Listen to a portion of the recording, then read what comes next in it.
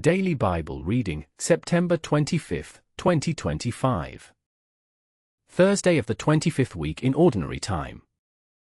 Lectionary, 452. Reading 1. Haggai 1 verses 1 to 8. Now thus says the Lord of hosts, consider your ways. You have sown much, but have brought in little, you have eaten, but have not been satisfied, you have drunk, but have not been exhilarated, have clothed yourselves, but not been warmed, and whoever earned wages earned them for a bag with holes in it. Thus says the Lord of hosts, consider your ways. Go up into the hill country, bring timber, and build the house that I may take pleasure in it and receive my glory, says the Lord. Responsorial Psalm. Psalm 149:1b 2, 3-4, 5-6a and 9b.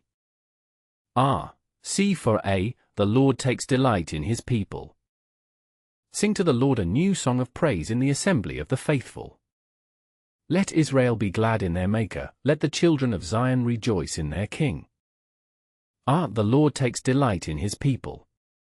Let them praise his name in the festive dance, let them sing praise to him with timbrel and harp. For the Lord loves his people, and he adorns the lowly with victory. The Lord takes delight in his people. Let the faithful exult in glory, let them sing for joy upon their couches, let the high praises of God be in their throats. This is the glory of all his faithful. Alleluia!